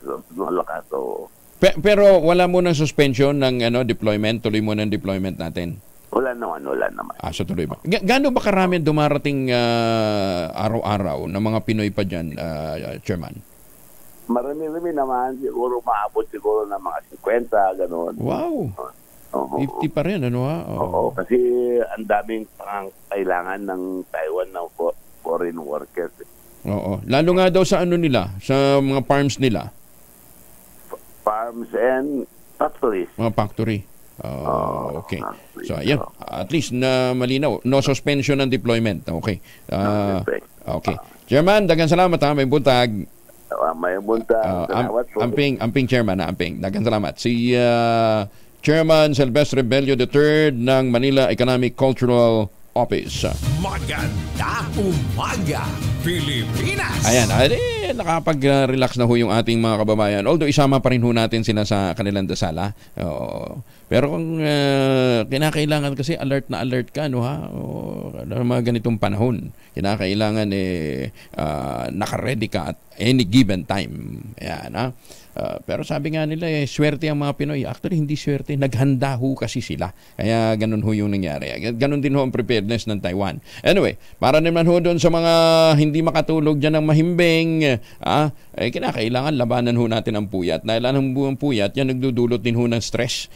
Nagdudulot ng panghihina ng ating katawan. Sa panahon ngayon, marami pong sakit ang kalaban natin. Tulad din ho sa puyat, pagod at stress, kinakailangan natin ng matinding kaagapay. At dyan po pumapasok ang Ultabayo. Ang Ultabayo po ang kauna-unahang postbiotic food supplement na rekomendado po ng mga doktor at rehistrado sa Food and Drug Administration. Ano bang ginagawa ho ng Ultabayo? Ang Ultabayo po ay tumutulong para ma-activate ang commander ng ating immune system, yung plasmacytoid dendritic cell, At yan ho ang tumutulong para maitaboy yung mga toxin sa ating katawan at ma-revive yung 4 na immune system sa ating sistema. Yan. Kaya habang natutulog ka, nagtatrabaho yung utak para mapanumbalik ang sigla ng ating katawan para pagising mo, di ba? Pagharap mo ng salamin, sabihin mo, aba Malu Cabral, ang ganda mo ngayon. Siyempre sasagot yung salamin, dati na. Ayan. Pero kung hindi magandang gising mo, basag ang salamin. Ayan, So para magkaroon tayo ng magandang tulog, para may masiglang bukas, mag-Ultabayo. Available po sa Lazada at Shopee. Siguro din lamang ho ninyo, nagaling po yan sa Tioxis Health Ventures. Sa mga katanungan ho ninyo, pwede ho kayo mag-text sa 0917-110-6580. May mga medical experts po nakastambay dyan. Available din po ito sa Mercury, Amesco Drug, Pasmed Pharmacy, John's Pharmacy at Curamed. Ngayon, kung dyan ho sa mga lugar ho ninyo, walang stock ang Mercury, tawag din ho ninyo sa amin nang sa gayon ma-advise ho natin sila. Magandang umaga, Pilipinas! Ma'am Chris Yayen, magandang umaga. Tumatawag na ho kami kay Doc Joseph. Alam ko nakatutok ho sila. Isang message of weakness o kahinaan sa leadership ang pahayag ng bagong PNP chief na si Major General Francisco Marbil na hindi kailangang magdeklara ng war on drugs sa bansa. Itong reaksyon ng grupong Volunteers Against Crime and Corruption o BACC. Sa panayam ng DCRH at ng radyo natin, sinabi ni Arsenio Boy Evangelista, ang presidente ng BACC, dapat may kamay na bakal para magkaroon ng takot ang mga sangkot sa illegal drugs. Hindi magandang mensahe yun, Parang it is just sending a message of weakness. Ang gusto po natin dito, kamay na bakal. Pag sinabi nating relentless, tuloy-tuloy yung war on drugs, merong fear factor kaagad na nakikreate sa mga mga drug dealers, manufacturer. Pero pag sinabing parang hindi itutuloy, yun is time na ng kahinaan sa leadership. Ayun, mahina daw si General Marbil. Makikita natin sa mga susunod na araw. Magandang umaga, Pilipinas! Magandang umaga sa mga taga San Diego, California, sa mga suki natin dyan, ganyan din sa Belgium. Ay magandang umaga sa mga taga Belgium, at saka mga suki natin dyan sa Coronadal City, may aga sa mga kauturan tanda sa Coronadal. 504. Kasama si Kuya Angelo Palmones. Magandang umaga, Pilipinas! Ay magandang umaga po sa mga taga Hawaii at sa mga suki natin dyan sa Singapore. Alamin muna natin kung ano magiging lagyan ng panahon sa susunod na 24 oras mula kay Rhea Torres ng Pag-asa. Rhea, good morning. Yes po, good morning po sa inyo. Good morning din po sa ating mga taga-subaybay sa magiging lagay ng panahon ngayong araw. Nakaka-apekto po yung easterlies sa bahagi ng Visayas at Mindanao. At dahil po sa epekto ng easterlies, asahan po natin ang posibilidad ng mga kalat-kalat mga puglan, pagkidlat at pagkulog sa areas po ng Davao Region at Soc-Sargen. Samantalang sa Metro Manila at sa nalalaming bahagi naman po ng ating bansa, magpapatuloy pa rin yung maaliwalas na panahon. Magiging mainit pa rin po, lalong-lalo na pagdating ng tanghali, at may mga chance naman na mga isolated mga pag-ulan, kadalasan po yan sa hapon o sa gabi. Sa ngayon po, wala naman tayong binabantayan na low pressure area o bagyo sa loob at labas ng ating Philippine Area of Responsibility. Kaya malaya pa rin pong mga kapalaot. Wala tayong gale warning sa ngayon, kaya malaya pong mga kapalaot yung ating mga kabayan, at sa mga susunod na araw, asahan pa rin po natin magpapatuloy yung mainit at malinsangang panahon sa malaking bahagi ng ating bansa. Temperature forecast po natin ngayong araw sa Metro Manila, maglalaro mula 24 to 34 degrees Celsius, 16 to 25 para sa Baguio City, 25 to 32 sa Legazpi, Metro Cebu 25 to 32 degrees Celsius, at sa Metro Davao naman 26 to 32 degrees Celsius. At yan lamang pong latest mula dito sa Pag-asa Weather Forecasting Center. Rhea Torres po, magandang umaga. Maraming salamat, Ma'am Rhea. Si Rhea Torres mula po sa Pag-asa. Magandang umaga, Pilipinas! Mainit ang panahon. Tapos kunang tayo ng tubig Para masiguro na tayong protektado ho tayo laban sa mikrobyo, magbaon ho ng family alcohol. Dalawang formulation ng family alcohol na pwede natin ipabaon sa ating mga mahal sa buhay. Yung family 70% ay isopropyl alcohol. Especially prepared for clinics, hospital, pharmacies, laboratories, pero okay na okay din po yan sa mga households. Very effective sa disinfection at sterilization. Ganyan ang bagsik ng family 70% ay isopropyl alcohol. Magampon man natin gamitin, no problem. Hindi po manuno yung ating mga kamay dahil meron po itong moisturizer. Yun namang mabangong family rubbing compound improved alcoholone. Yun po yung mabangong isopropyl alcohol na ginagamit ng mga masahista, mga barbero, mga doktor, mga nurse, mga komadrona for sponge bathing and other cleansing purposes. Family rubbing alcohol parang di siya reachable na sa mahabang panahon, mabibili sa namang butik at convenience stores nationwide. Family rubbing alcohol hindi lang pampamilya, pang sports pa. Nakahanap naman ang kakampi ang mga nagsusulong na amyendahan ng economic provisions ng 1987 Constitution kay dating Supreme Court Associate Justice Antonio Carpio. Sa isinagawang consultative session kaugnay ng Chacha na inorganisahan ng Democracy Watch, inamin ni Carpio na sinusuportahan niya ang RBH 6 ng Senado at ang RBH 7 ng Kamara. Ang RBH 6 at 7 ay kapwa naglalayong amyendahan ang tatlong economic provisions ng saligang batas upang mabigyan ng kapangyarihan ng Kongreso na baguhin ang mga limitasyon kaugnay ng pamumuhunan sa mga dayuhan sa bansa. Si Carpio ay naunang nagpahayag ng pag-aalinlangan sa mga isinusulong na panukalang pagbabago sa konstitusyon.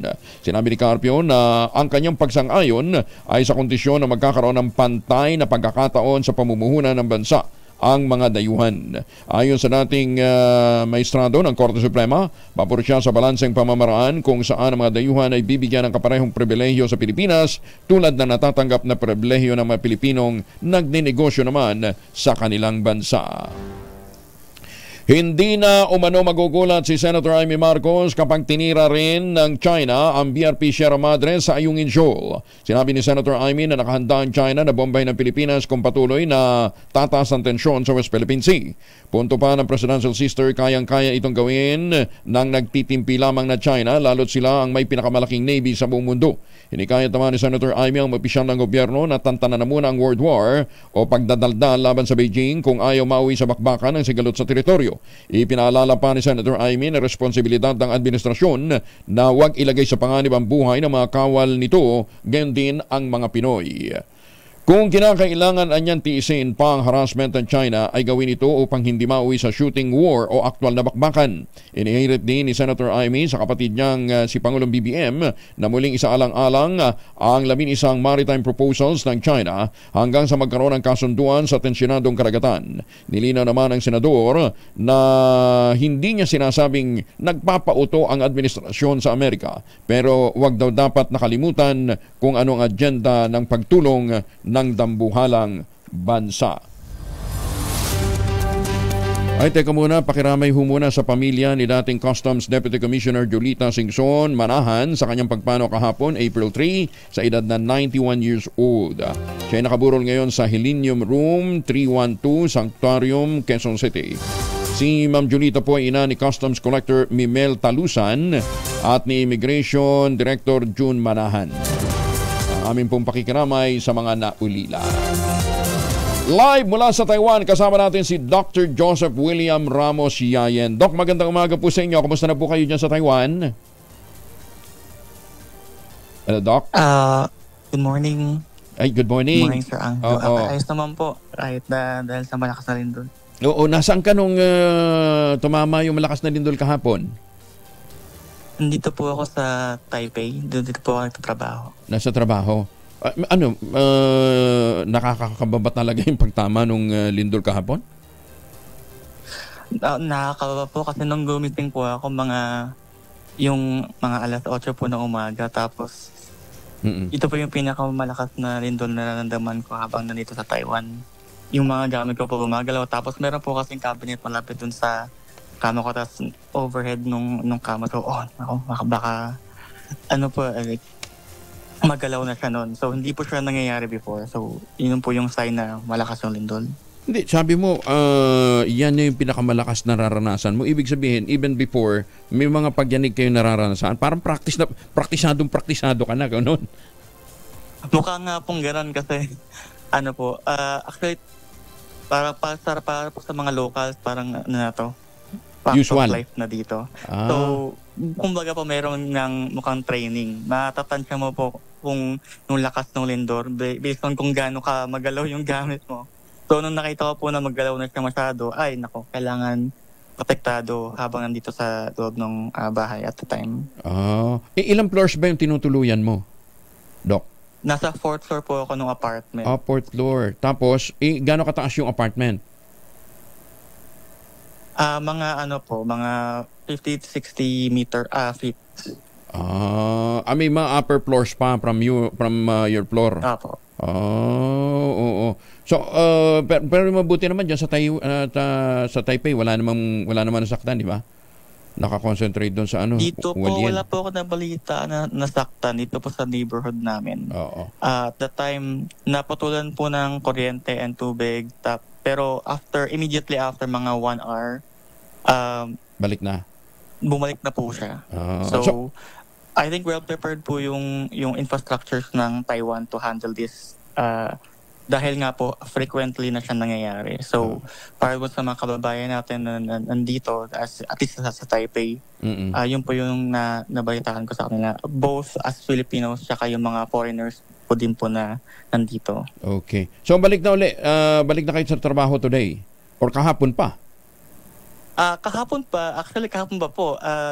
To the testament na back to work as usual. Kasi po mga 8:00 na po nangyari yun. So, tinatansya ko po kung mayroon bang pasok today? Kakaindo lang, ano ba mangyayari? So, punta po, tinawagan ko po yung lab manager namin. Tapos, pagpunta po dun sa institute, lahat po ng tao nasa labas. Kasi instructed na po, alam na po namin yung gagawin. Tapos, after some time, pwede na kayo pumasok. Meron namang generator, so gawin niyo yung laboratory work niyo or ano yung pwede nyo gawin at that time. Tapos naglinis po kami. After some time, nag-normalize na po. Naglinis sila. Tapos, okay, back to work na. Yung mga gusto magtrabaho for today kasi importante yung work namin. So, tuloy lang. Oo. Doc Yaya, nagtuturo ka dyan? Po ako, postdoc researcher po ako. Kumbaga po, nakuha ko po yung doctorate ko last year. Tapos, ngayon, yun po yung next step dun sa academic career ladder. Postdoctorate researcher po ako. So, sa same laboratory. Dito po sa Academia Sinica sa Taipei. Galing. Ilan kayong Pilipino dyan? Actually, growing po yung community in the past couple of years. Hindi. Ibig sabihin, dyan sa university? Honestly, more than 50, I think, at the moment. More than 50 ang kumukuha ng postdoctoral program? Hindi po. Yung mixture po siya ng students, nag-aaral para mag-PhD, pero din pong employees, research assistants. Yung mga postdocs po, sila yung mga may advanced na nag-graduate, nag-decide mag-stay sa Taiwan kasi po magandang environment or yung lab nila is, to go in the research study lab. Pero yung EU scholarship, di ba? Yung doctoral program mo dyan? Yes, ito po yung graduate po ako ng Taiwan International Graduate Program. And scholar all the way. And lucky enough to be here to stay. Galing, ha? So, you're there to stay? Magmamigrate ka na dyan sa Taiwan? I mean, here to stay po na my thesis advisor who I worked with said, okay, there's a job here as a postdoc. Hanggang kailan? Do you want to take it? So, hanggang kailan yung postgraduate program mo yan? Postgrad contractual po siya. So, depende po dun sa performance mo year by year. Pwede pong ma-renew yung contract indefinitely. Okay. Pero kahit na postdoctoral program na yan, parang continuation ng pag-aaral mo o talagang trabaho na? Full-time na trabaho? Trabaho na po siya. Trabaho na talaga. Yung position po ay postdoc postdoctoral. So, in short, postdoc. So, yun po yung, nakapag-publish ka ng paper na relevant sa field mo. So, pwede ka ng, yun yung next step. Postdoc ka na ngayon. Kaya naman proud na proud sa'yo si Attorney Joe M. Di ba? at saka si Mama Chris. Ayan, ha? Okay, sige. Ingat dyan, ha? Maraming salamat. And thank you for accepting our call. Salamat, ha? Thank you for joining us. Sir Angelo. Magandang umaga. God bless po. Thank you. Si Dr. Joseph William Ramos Yayen po ay nagtatrabaho na dyan po sa Taiwan International Graduate School sa Taipei. Maganda umaga, Pilipinas! Kita niyo mga Pinoy, kahit saan mo ilagay, di ba? Gagaling. Yung mga fans na po ni Catherine Bernardo, Babet, si Alden Richard. Kilig na kilig sila. Dala ng bulaklak ni Alden Richards. Kaya lang, nagdala din pala ng bulaklak kay Heaven Peralejo. May intrigang gano'n na. Alamin nga natin ang balita mula kay Gorgie Rula. Gorgie, good morning. Trending pa rin sa X ang hashtag na Katden kahit pinag-uusapan na sa social media ang pagtama ng malakas na lindol sa Taiwan. Hindi magkamayaw ang mga Katden fans sa nakakakilig na tagpo ni Alden Richards at Catherine Bernardo nang biglang dumating ang kapuso actor sa post-birthday party ni Catherine na ginanap sa TGIS Studio by KCMB sa Quezon City na pag-aari mismo ni Catherine. Ang nag-organize ng naturang party ay ang stylist ni Catherine na sina Boop at Kimi Yap. Ayon sa ilang supporters ni Catherine na napagtanungan namin, ginawa raw nila ang birthday party na yon para sa ilang mga kaibigang hindi nakadalo sa selebrasyon sa El Nido, Palawan noong nakaraang linggo.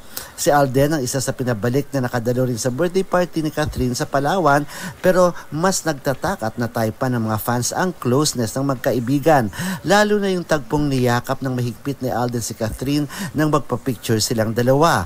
Ilan sa mga solid fans si Catherine na napagtanungan namin kung naging Katden fans na ba ang karamihan sa Katniel. Nandyan pa rin daw ang Katniel ni Catherine at Daniel Padilla, pero karamihan raw sa mga fans ni Catherine ay Katden na.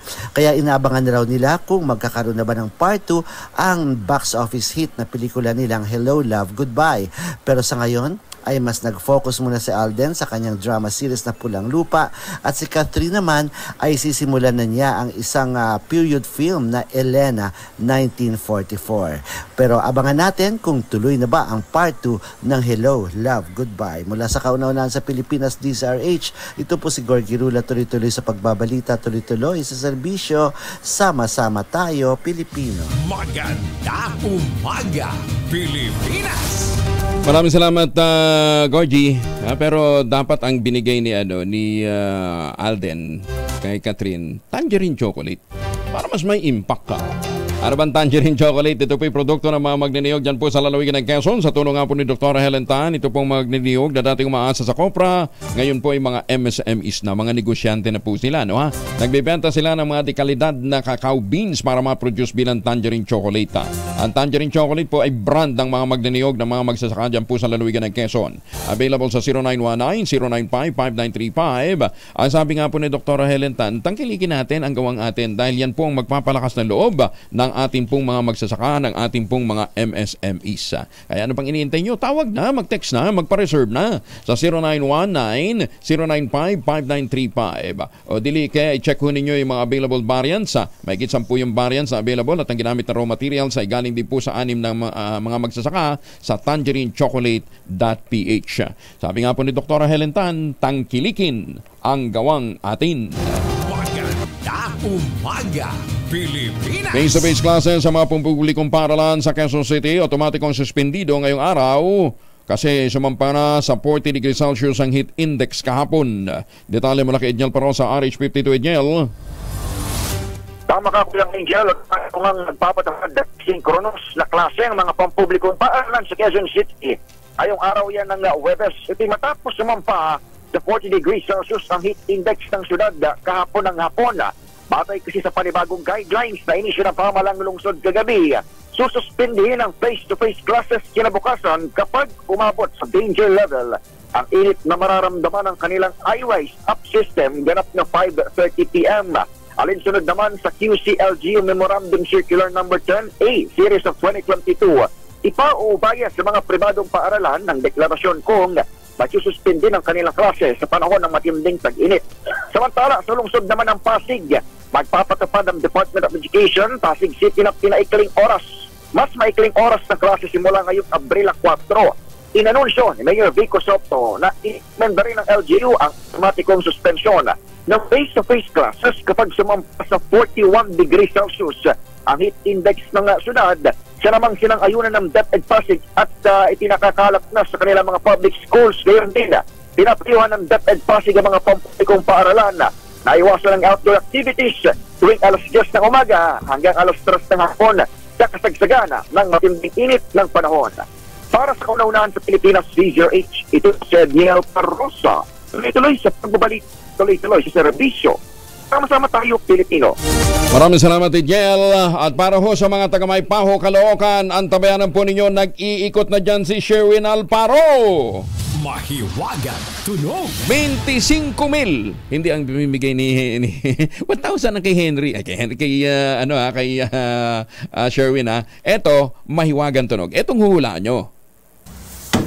Yun. Diba? 25,000, utang na loob.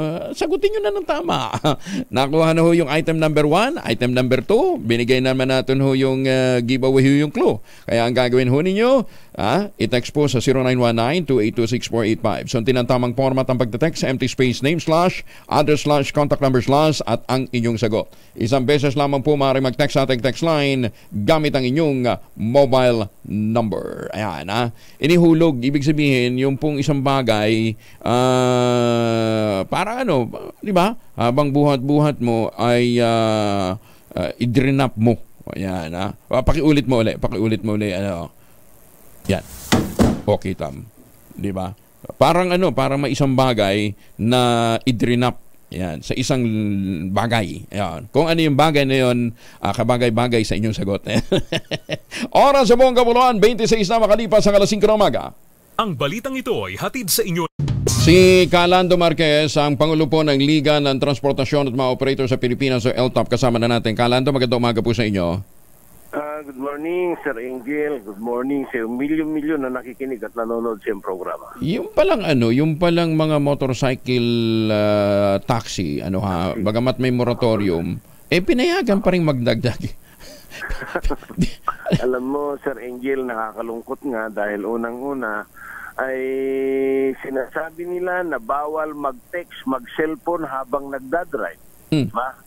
Delikado dun sa 4 na gulong. How much more dun sa 2 gulong? Diba? Lantaran. Para bang ginagawa nila na yung batas na ipinasa nila, sinampal nila ang sarili nila dun sa batas, diba? Oo nga naman, kasi titingnan mo habang nagmamaneho ka, tinitingnan mo yung direksyon. Tama ho. So ngayon, pangalawa po naming talagang ito ay aakyat kami sa ating kagalang-galang naming rinerespeto na sekretary at sumusuporta kay President Bongbong Marcos Jr. Yung pong mga rota ng aming mga jeepney na noong panahon ng pandemya kung Angel, ay pinasukan kami ng bus dahil mas malaki yung kailangan na space, di ba? So pumayag kami dahil nag-carousel na sa EDSA. So natapos na po dahil usapan ay balik rota pagkatapos na mag-normal. Hindi na nag-normal na ngayon. Nilegalize na nila ngayon ng LTFRB, nirekomenda nila sa DOTR na illegalize na nila sa rota ng jeep. Paano kami ngayon na nag-modernize? Paano pa kami makabayad dahil hindi naman umaalis na yung bus sa rota namin? Sa basyon, hindi pa kasama itong dagdag na motorcycle taxi. Mayroon pa isa ulit, Sir Angel, yung 10,000 na TNBS na ipapasok na naman na ni case number man lang na ilagay sa tagiliran ng private vehicle, hindi mo makikita. Ano ito? Anong kumpanya naman to? Unit sa Metro Manila. Anong kumpanya to? Bago din? Iyan ho ay kumpanya ng Grab na ang kanyang abogado na ipinagwawagwagan ng Grab ay ang law office ng ating First Lady Lisa Araneta. Pero sana wag naman. Napakapangit na yan. Oo. Diba? Talaga ang abogado nila ay galing sa office ni First Lady, sabi nila? Yung office mismo ng ating ginagalang natin na First Lady ng ating Pangulong BBM. Ganun? Nakarating na kay nakakausap niya naman ng presidente at saka si secretary, di ba? Nagyayakapan pa, di ba? O kaya nga eh. Iisipin namin, di ba? Kaya napakasakit, Kuya Edi, Kuya Kong Angel. Dahil nga kami naman ay talagang, alam mo naman nga Kong Angel, ang Lando Martis po, talagang full support from head to foot since the beginning of our nakaraang Pangulong Ferdinand Edralin Marcos Sr. Pero ganitong nangyayari, talagang hindi namin makakayanan dahil nga unang-una, pang-apat na problema, yung JAW ay respetado namin ang Korte Suprema na desisyon nila, na itinuloy-tuloy nila. Ang problema, ginagawa itong milking cow, wala naman napapasok na penalty. Kung mayroon man ilan lang. Out of 100 siguro mga 2-3, ganun lang. Di ba? Arigluhan sa under Domingo 3, di ba? Ito, mas malinaw naman na itong arigluhan. Tapos kang magdeklara ng moratorium, saka mo pinayagan. Di ba? Parang... Dito, panglima kong Angel, maalam nyo ito, nakamoratorium kami na sarado ang prangkisa ng jeep, di ba? Nagbabawas na kami dahil nagkakaroon ng consolidation, rationalization. Bakit bukas yung TNBS, bukas yung motorcycle taxi? Diba? Ano ba ang sinusolve natin? Problema o mahirap magsalita ho. Diba ho? Sige.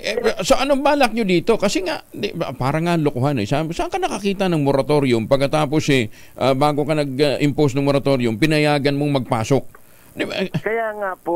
Kaya nga hindi namin maalis mag-isip na maging malikot ang pag-iisip namin. Ang aming talagang tinutukoy namin doon sa rekomendasyon ng LTFRB daw. Ang nagrekomenda sa DOTR na illegalize yung lahat ng mga ganyan na sistema. Ang tanong namin dito, Sir Angel, magkano ba ang increase? Ang gusto nilang idagdag na sasakyan.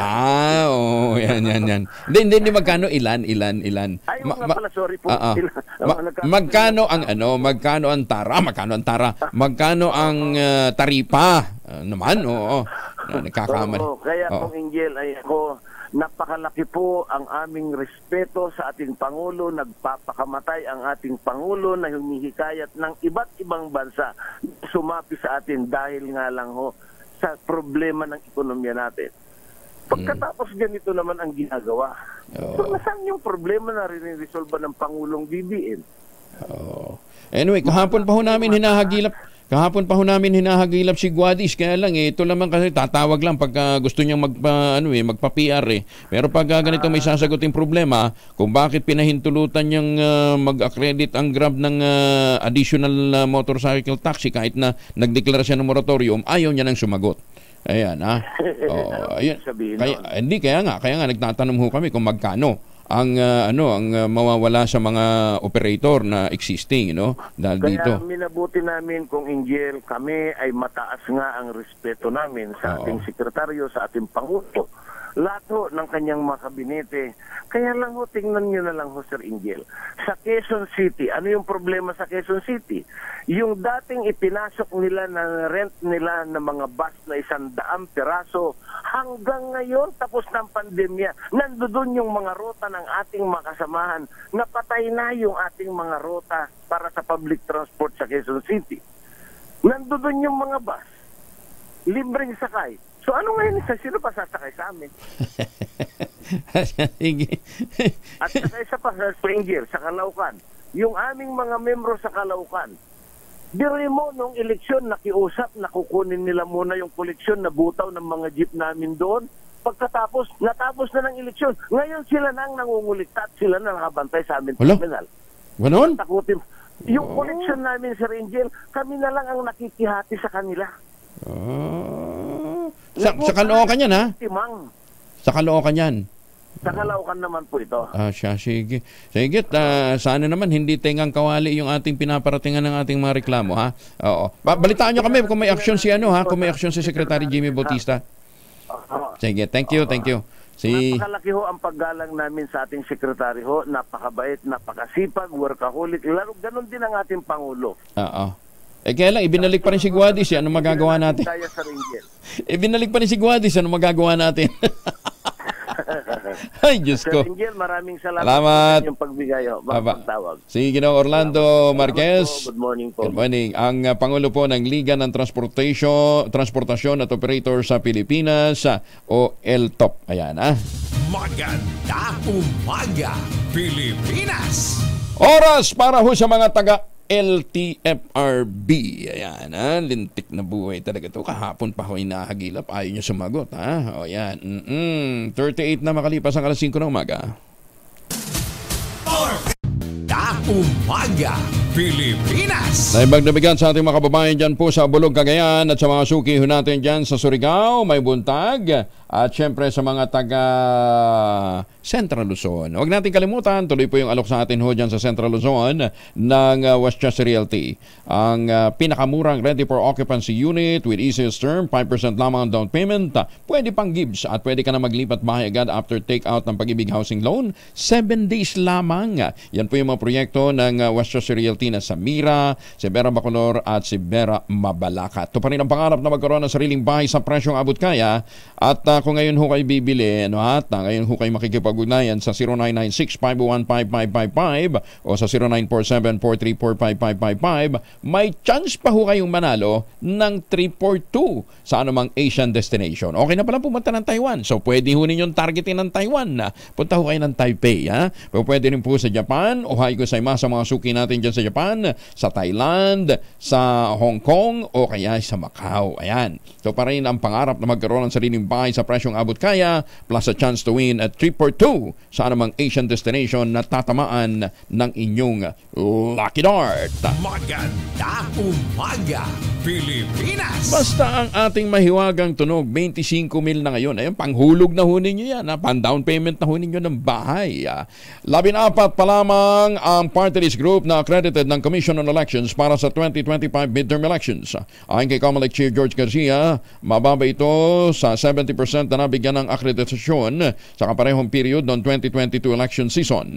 Hindi naman pinangalanan na Garcia ang nasabing mga partido at sinabing nagpapatuloy pa ang kanilang screening sa mga party list groups. Umaasa naman ang poll body na papalo sa 130 party list organization ang lalahok sa ilalim ng party list system sa paparating na halalan. Walang nakikitang problema si dating Philippine National Police Chief at ngayon ay Senador Ronald Bato de la Rosa sa pahayag ng bagong PNP Chief na si Francisco Marbil na hindi kailangan ng drug war sa bansa. Sinabi ni Senator Bato, gamitin man o hindi ang salitang war on drugs basta't may aksyon para sa illegal na droga, walang problema. Sangayon din ang senador sa sinabi ni Barbil na bahagi ng trabaho ng PNP ang pagsugpo sa illegal drugs kaya hindi kinakailangan ang pagdedeklara ng giyera kontra illegal drugs. Sinabi pa ng senador, maganda rin na makalimutan na ang terminolohiyang war on drugs.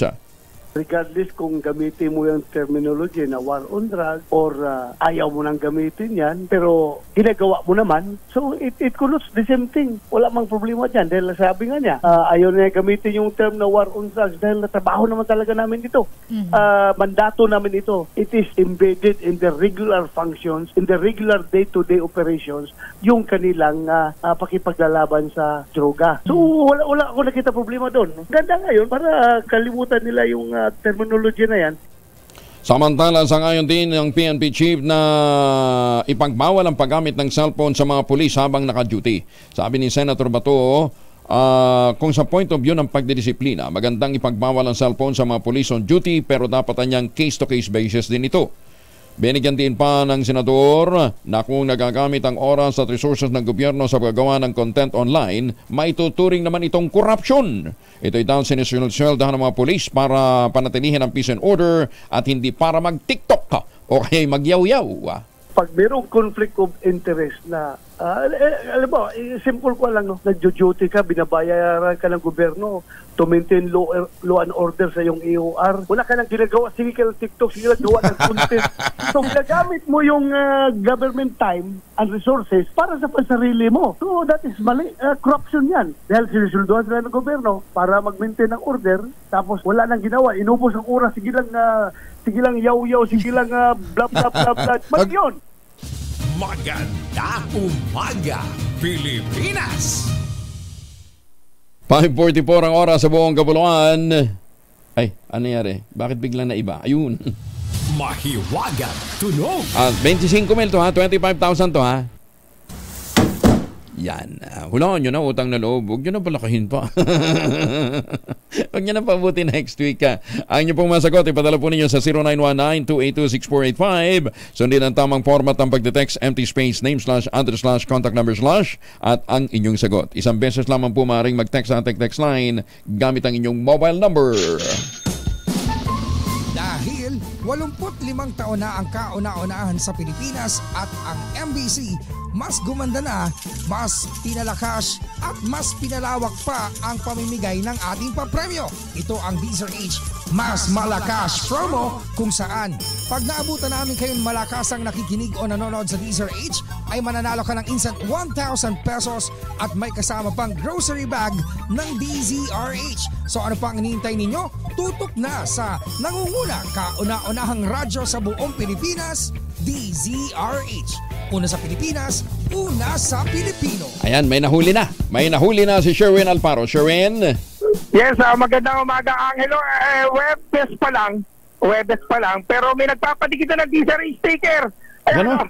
Bukas pa yan? Kasi pambukas pa, hindi kita natin ng DZRH sticker. Oh. Kaya naman, nauna na itong si tatay dahil nung makita natin to. Eto, ayun, meron siyang radyo. Tatay, pakita mo nga yung radyo mo. Nakikinig yan. Akala ko may radyo yung kanyang tricycle. Ayan, ang kanyang radyo. Uy, panahon pa ni MacArthur yan ah. Oo, paglapag ni MacArthur sa Manila Bay, yan ba yun? Yan nga yun. Ang mga daw, umaga pa pangalan tatay? Eduardo Abrea. Si Tatay Eddie. Tatay Eddie, palagi pa kayo nakatutok sa DZRH? Lagi ako nakatutok sa DZRH tuwing madaling araw, sa gabi, sa madaling araw, nakikinig ako ng mga balita. Ay, habang nakahiga kayo, nakatutok sa ulo niyo yung... Oo, sa bahay, nakatutok yan. Sa alas 8 na sabi, pag natutulog ako, nakikinig na ako dyan. Dire-diretso na yan. Hanggang madaling araw, gusto makatulog na ako. Anong paborito mong programa pag umaga? Yung balita nga, yung Flash Report, magandang umaga. Yan, magandang umagang Pilipinas. At sino pa pa rin mga announcer? Si Deo. Deo, makalma. Angelo Palmores. Huwag mo na tunuan, Sherwin, ko talaga. Eto, dahil paborito mo si Angelo Palmores, meron ko 1,000 pesos. Ang dahil ako, tatay, dahil gusto namin poging-pogi ka palagi, meron pang pampapogi. Eto, yan, DZRH t-shirt, puting-puti. Puti na t-shirt mo. Salamat. At meron ka pang regalong grocery bag yan mula sa DZRH. Maraming salamat kayo sa DZRH. Sherwin, anong probinsya ni Mang Eddie? Sa Leyte kami. Leyte, waray. Kananga Leyte. Pati nyo naman mga taga Leyte. Magandang umaga dyan sa mga sa Leyte, Kananga. Ayan. Matugina, mga Matugina family. Matugina. Matugina. Mga pamilya ng misis kayo. Okay. Sige, maupay nga aga. Mang Eddie. Sige pa. Salamat. Magandang umaga. Kaya naman sa mga nais mo ng 1,000 pesos, baka ito ng inyong chance na manalo ng 1,000 sa DZRH Mas Malakas Promo. Arts number 6, Sherwin Bata Alfaro, tuloy-tuloy sa pagbabalita, tuloy-tuloy sa serbisyo. Sama-sama tayo, Pilipino. Dahil 85 taon na ang kauna-unahan sa Pilipinas at ang MBC mas gumanda na, mas pinalakas at mas pinalawak pa ang pamimigay ng ating papremyo. Ito ang DZRH Mas Malakas Promo kung saan pag naabutan namin kayong malakasang nakikinig o nanonood sa DZRH ay mananalo ka ng instant 1,000 pesos at may kasama pang grocery bag ng DZRH. So ano pang hinihintay ninyo? Tutok na sa nangunguna kauna-unahang radyo sa buong Pilipinas, DZRH. Una sa Pilipinas, una sa Pilipino. Bagong balita, bagong impormasyon. Kasama si Kuya Angelo Palmones. Magandang umaga, Pilipinas! Ay magandang umaga sa mga taga Hayward, California, 549. Paano naman hindi gagandang umaga mo? Yung pagbungad mo, may magbibigay sa iyo ng 1,000 piso, di ba? Yan ang masarap na gising. Pero doon sa mga hindi masarap ang gising ngayong araw na ito, baka nakalimutan ho yung mag-Ultabayo. Ang Ultabayo po ang kauna-unahang postbiotic food supplement na rekomendado po ng mga doktor, rehistrado sa Food and Drug Administration. Ano bang ginagawa po ng postbiotic o ng Ultabayo? Ina-activate po nito ang commander ng ating immune system sa ating katawan pagka pumasok na po itong Ultabayo sa ating sistema. No, ha? Ina-activate nyo yung plasmacytoid dendritic cell. Ha? Yan po yung commander ng ating immune system sa ating katawan. At habang natutulog ho tayo, itinatabo yung mga toxin sa ating katawan, pinalalakas ang ating immune system. Para kinabukasan, pagising natin, may sigla, may saya, at maganda ang iyong mood. Ayan. Ha? Kaya doon sa mga hindi magandang gising, ugaliin ho ninyong mag-Ultabayo para maganda lagi ang bungad ng araw ho ninyo. May lakas ka, may sigla ka sa pagharap ng panibagong hamon. Siguraduhin lamang kung bibili ho kayo sa Lazada o sa Shopee na yung bibili ho ninyong Ultabayo ay galing sa Theoxis Health Ventures. Ano?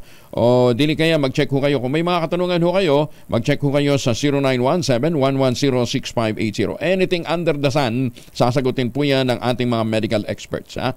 Ang Ultabayo po ay mabibili din sa Mercury Drug, sa Mesco Drug, Passment Pharmacy, John's Pharmacy at Curamed sa iba't ibang panig ng ating kapuluan. Ultabayo, ang kauna-unahang postbiotic food supplement na rekomendado ng mga doktor, rehistrado sa Food and Drug Administration.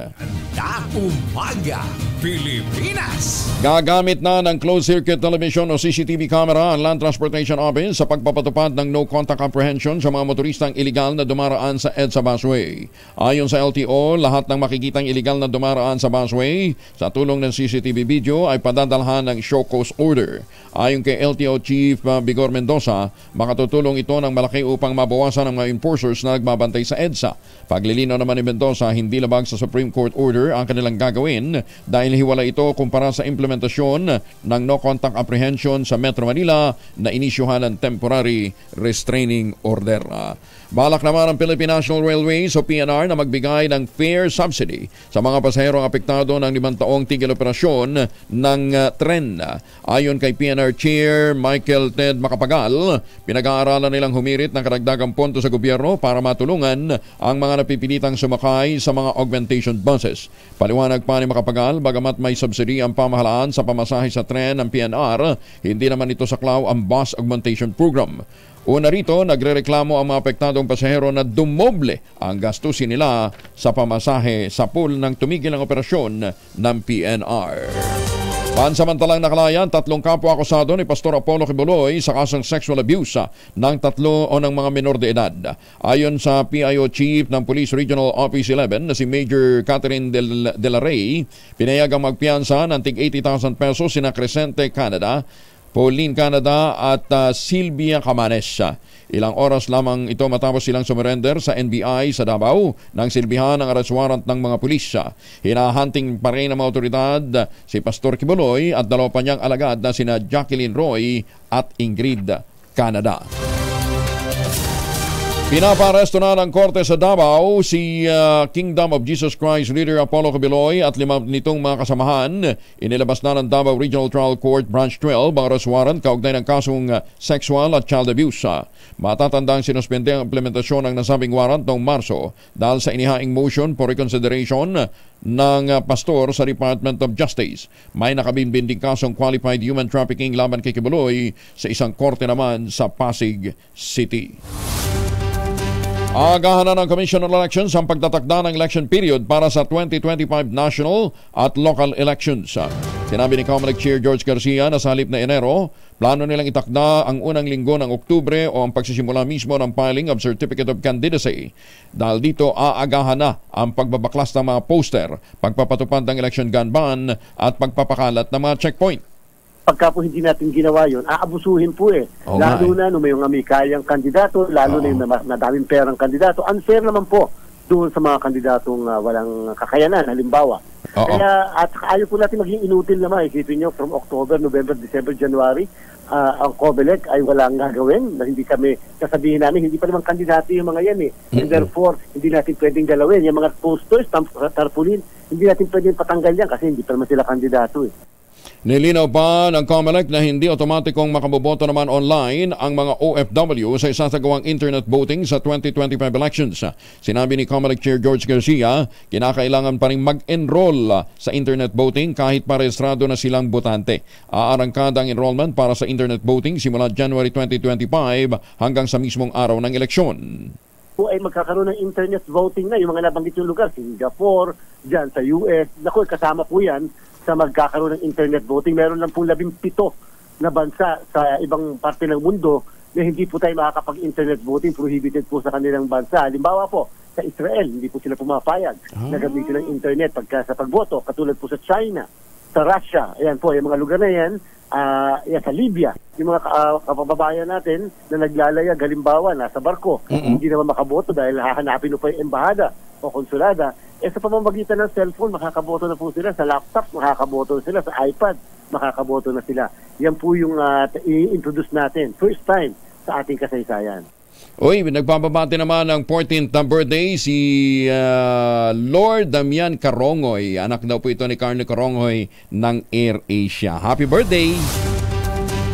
4 na minuto na lamang bago po mag-ACES ng umaga, kinunti na naman ni Valenzuela City Mayor Wes Gatchalian ang pamunuan ng isang pribadong ospital sa syudad matapos na maakusahang ikinulong ang mga kaanak ng pasyenteng hindi nakapagbayad ng kanilang bill. Tinukoy ng alkalde ang ACE Medical Center na sangkot sa modus operandi na palit-ulo. Ayon kay Gatchalian, marami ng biktimang palit-ulo scheme ang naturang ospital na karaniwang pinoproseso ng naturang ospital.